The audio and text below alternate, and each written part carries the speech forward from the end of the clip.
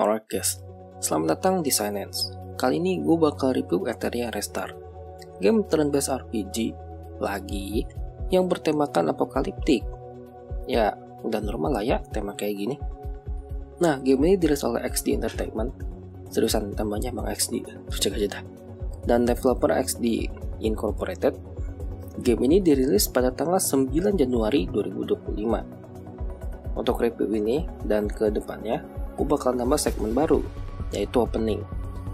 Menurut gue, opening itu penting banget di game gacha, karena opening yang bagus membuat pemain penasaran dan tentunya tertarik untuk lebih lanjut. Oke, mari kita mulai guys. Nah, pas awal gue login, gue langsung disambut ini. Ya, ini memilih cabang server. Ya, lu pada tahu lah ya, kalau game pakai cabang server gini rada-rada red flag sih. Tapi yaudah lah ya, kita lanjut.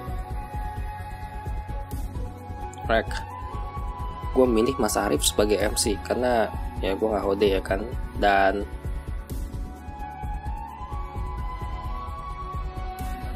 lah, diskotek anjing. Coba nih gue lagi rekaman gitu kan ya, buat dapetin footage. Disconnect anjing. What the heck. Damn, opening yang sangat mantap.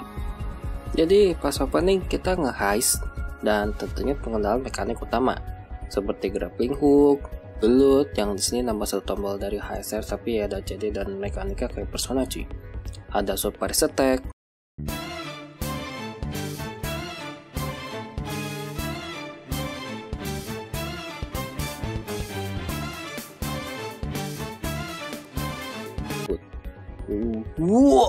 lawan musuh sulit dan untungnya dibantu sama healer satu. Dan pas musuhnya mampus, kita deketin kayak inspect. Ada CCTV yang ajaibnya 4K gitu kan, nggak cuma 144p, memantau kita dari jauh. Terus tiba-tiba ada tower Telkom jatuh, tapi kita diselamatin sama musuh sulit tadi cuy. Tapi duar, ada granat yang membuat kita jatuh. Openingnya udah oke menurut gua, tapi masalahnya habis itu full eksposisi Ci. Mana masalahnya gak ada opsi buat kilas balik dialog anjir. Jadi semisal lu gak ngeh mereka ngomong apa tadi, gak bisa cek lagi buat baca ulang.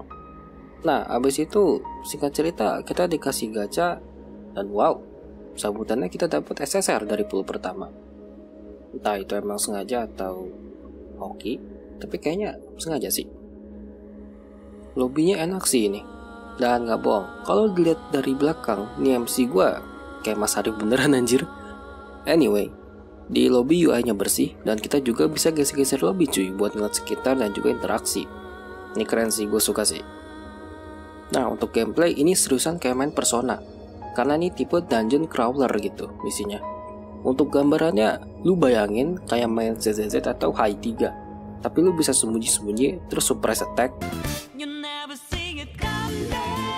Satu hal yang gue perhatiin di game ini, gak ada ulti karakternya cok. Well, ya mungkin tombol ketiga atau skill kedua itu sih ultinya sih. Tapi ya gue kaget aja game turn based gak ada ulti. Well, di Persona juga gak ada ulti sih. Tapi di sini ada affinity juga. Ya ini tabelnya dan sekilas mirip Hi3 cuy. Tapi buset, ini disadvantage-nya keras sih Colossal Affinity. Untuk stats, duar, mirip-mirip tetangga ya guys ya. Ya nama juga turn based, pasti ada kemiripan satu dan lainnya. Dan ya artefak. Malas. Di Etheria nggak ada senjata atau Lycon, tapi kita bisa pakai shell atau kodam buat bantu kita battle. Well, ini sih yang bakal di farming mampus nanti. Jujur untuk gameplay, gua harus kasih rating mix sih. Turn based-nya literal no-brainer HSR, tapi di satu sisi gue gak ngerasa ada strategi yang bener-bener gue harus mikir keras tiap turn-nya cuy. Ya gue dulu di HSR sekiranya ya, pas lagi iseng buat shield terbadak sampai Iron Clipot bangga, itu perlu ngejuk turn-nya biar shieldnya kagak habis duluan. Di Etheria gue jujur aja mainnya hampir gak mikir, karena gak ada SP management kayak di HSR. Skill tinggal nunggu CD beres, bahkan ada karakter dan kodam yang bisa ngurangin CD. jadinya lebih ke spam skill kalau CD udah beres aja sih. Ditambah lagi auto. Ya, semua kecuali healer yang nunggu low dulu, darahnya baru pakai skill healing.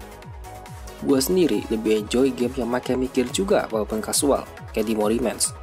Ini gamenya casual, tapi karena kita dikasih pilihan terbatas dalam satu kali turn, ngebuat kita mikir-mikir untuk pakai skill apa, biar musuhnya yang mati atau enggak setidaknya tim kita tidak keok di turn selanjutnya. Oh ya, ada PvP yang dimana ini cuman lu ngelawan formasi musuh doang, gak benar-benar lu gerak secara real time sama musuh lu. Ya gak terlalu menarik dibahas sih buat gua, karena emang gua gak terlalu doyan PvP dan gak terlalu ngincar juga sih jadi si nomor 1 karena isinya pasti parah well. Alright, sekarang saatnya review 3 bagian lainnya. Poin pertama, daily. Hal yang unik di game ini itu ketika lu grinding, lu antara bisa auto battle kayak Arknecht atau lu yang mainin. Nah ini auto battlenya lu gak dipaksa nonton sampai habis, tapi lu juga bisa balik ke lobby semisal lu pengen ngelakuin hal lain, kayak lanjut story atau ya baca-baca karakter yang baru dapet gitu. Wah ini nih Arknecht wajib punya, asli. Selagi gue bisa baca-baca informasi soal karakter selagi auto battle biar gak boring-boring amat gitu kan. Di sini juga ada status menang dan kalah.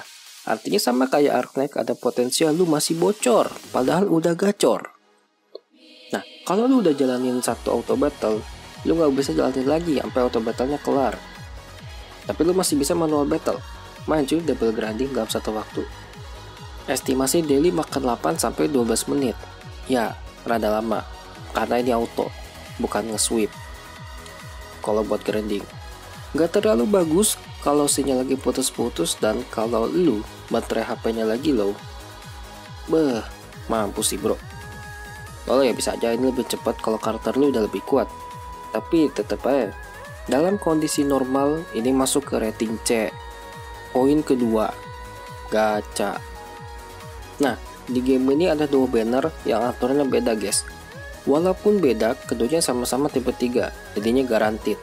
Tapi ini real guaranteed. Karena banner limitednya tertulis kalau lu bakal dapet di pool 80 untuk karakter banner. Belum lagi PT-nya juga kesimpan. Nah, untuk gacha standar karena gak ada karakter yang di-up gitu kan istilahnya, bakal tetap gacha kayak biasa. Bedanya di gacha standar ada soft PT di 50, kedua banner sama-sama memiliki hard PT di 80 guys. Dan so far di sini gue lihat kita cuma gacha karakter aja guys, nggak ada gacha senjata. Dan nah gini dong UI-nya cok, enak dilihat dan gak pusing gua ngelihat kayak di Cat Fantasy. Dan ya gacha pertama gua langsung dikasih SSR. Nih 2 kali dapat SSR anjir. Yang pertama kayaknya emang sengaja, tapi yang ini real murni. Padahal PT-nya tulisannya 40 lagi ya kan. Apakah devnya tahu gue bakal review nih game makanya dikasih SSR? Anyway, dari daily lu dapat 50 kristal. Terus di weekly dapat 1 gacha A5 terus 100 kristal. Untuk gacha Apex butuh 300 kristal untuk 1 poolnya. Sementara gacha A5 butuh 100 kristal. Dan gua baru 10 pool e-chip di banner A5 biasa udah dapat lagi SSR. Kayak warok bet anjir. Emang sengaja sih buat naikin rating dari gua kayak nih. Awok. Nah anehnya di gacha Extra Affinity, walau sama-sama pakai Apex, tapi nggak bisa beli 10 gacha langsung anjir. Sementara kalau di banner limited baru bisa. Kayak gitu. Dan di game ini juga mau Apex atau Anima sama-sama punya pool standar dan pool limited. Well, di banner limited kerasa kayak banner etap aja sih jadinya sih ya. Ini juga so far gue nggak nemu tempat beli item gacha di toko. Adanya penukaran bekas-bekas gacha di toko, kayak Star Glitter gitu. Tapi gacha Anima sama Apex gak ada di toko cuy, masalahnya cuy.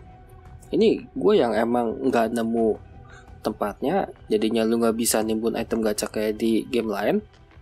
Atau ya emang gak ada tokonya. Nah, dalam per bulan dapat dalam hitungan 23 gacha anime atau 6 Apex dan 5 anime dari 1.900 yang lu dapat secara sebulan ditambah 4 gacha anime dari weekly. Asumsi lu hanya mengincar Apex, perhitungan kasarnya 14 bulan cuy. Tapi kalau anime 4 bulan udah cukup. Untuk pendapatan ini rada minim banget sih kata gua sih. Malah kata gua sih malah terlalu kikir sih skornya deh. Poin terakhir, pembawaan story. Untuk story full ada suara, tapi ini kayak Genshin pembawaannya. Lu lihat ini dah. 聞いたことないのも無理もないわ。ジェネシスに感染するのはほぼ威嚇者だからな。E ブロックで同行する人類のいない威嚇者はその行動が厳しく制限されている。多くの列車は威嚇者の乗車を拒否するけど、スペクトル号はたった一つの威嚇者のために特別に増設した検査免除列車なんだ。車掌は確かオボルっていう威嚇者だ。ほら、あそこにポスターが貼ってある。Ya, gue yakin lu tahu apa yang akan gue katakan. Kurang ekspresif, kalau kata gue. Andai kan mereka lebih main lagi, digerakin karakternya, atau bisa diakalin kayak pakai bubble expression buat ningkatin engagement ketika dialog panjang, dapat membantu banyak sih, gila sih. Gue jujur gak ada masalah sama game yang baca teks doang. Tapi sekiranya di game-game tersebut narasi dan dialognya dibuat agar pembaca tetap tertarik cuy. Nah, karena ini ada visualnya, sebaiknya visual juga ikut main untuk penopang dialognya juga. Ya, terutama buat yang gak terlalu bisa fokus penuh sama dialog panjang. Tapi, pas cutscene real ajib.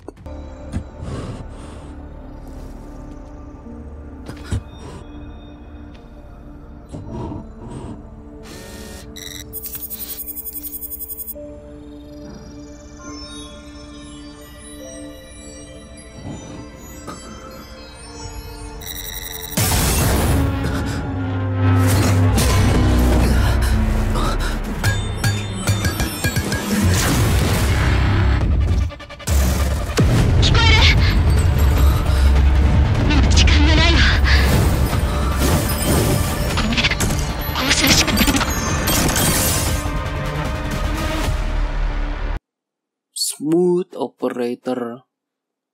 Wait. Ah, hell nah, man.